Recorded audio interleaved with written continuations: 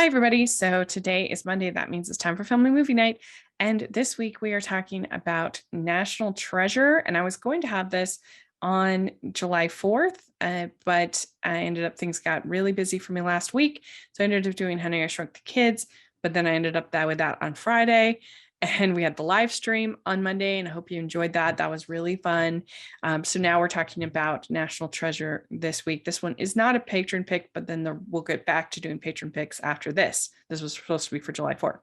But anyway, it's a lot of fun. It's on Disney Plus. It's a 2004 film, adventure film starring Nicolas Cage. And Nicolas Cage plays Benjamin Franklin Gates. He is a historian and amateur cryptographer. And I'm not really sure what's the difference between archaeologist and cryptographer. It seems like basically what he's doing is the same thing that Indiana Jones is doing.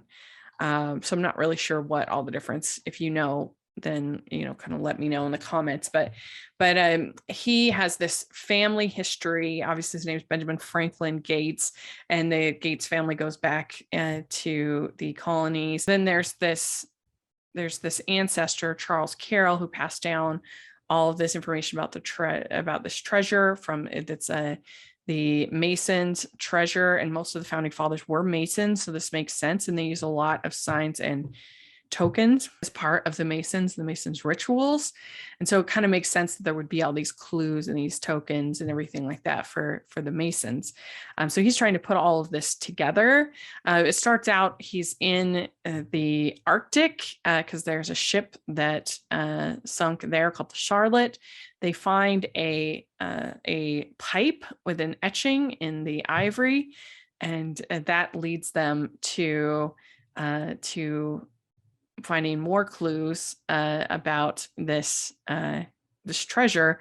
And they find out that there is a map on the Declaration of Independence.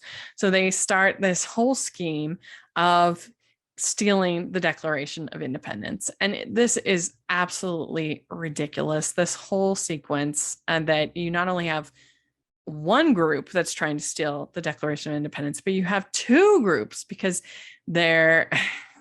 Ian, their nemesis, played by Sean Bean, is also at the same party, also trying to steal the Declaration of Independence. It's ridiculous, but if you just go with it, it is pretty fun. It's staged well. It's an entertaining heist. And they kind of go back and forth. And you have the Dr. Chase, Abigail Chase, played by Diane Kruger, that they go to first because they try to tell people that Ian is going to steal the Declaration of Independence. Nobody listens to them.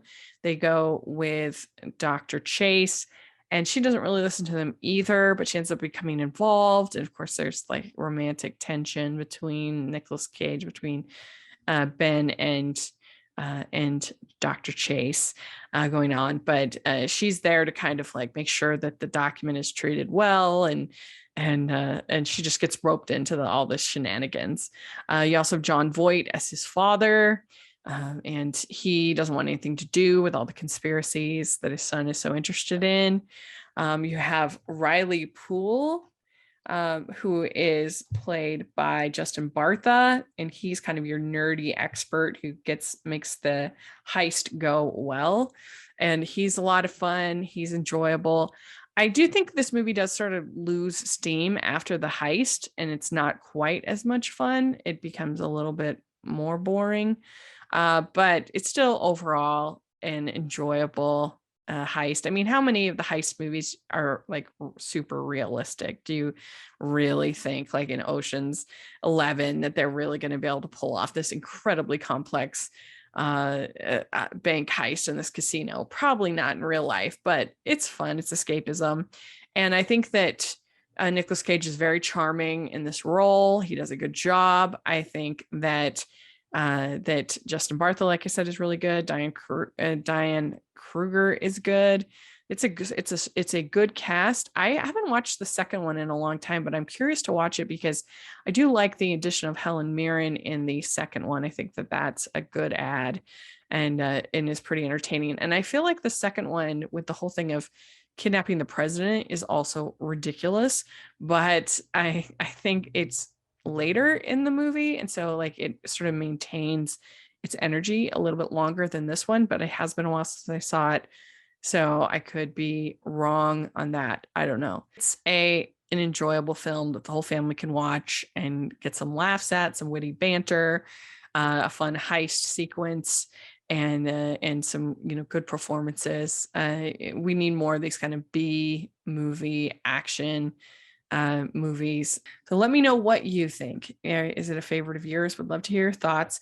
Please like this video. Please subscribe to the channel. I would really appreciate it. I'll put a link for my playlist with all of my family movie night recommendations. I would love to hear your thoughts on all of those. And please subscribe to the Patreon. I would really, really appreciate that. And also check out the merch store. We have #AnimationJunkie shirts and more. And any help you give the podcast is so, so appreciated. So again, this is a silly but enjoyable film that the whole family can watch together. So thanks so much, everybody. We'll talk to you later. Bye.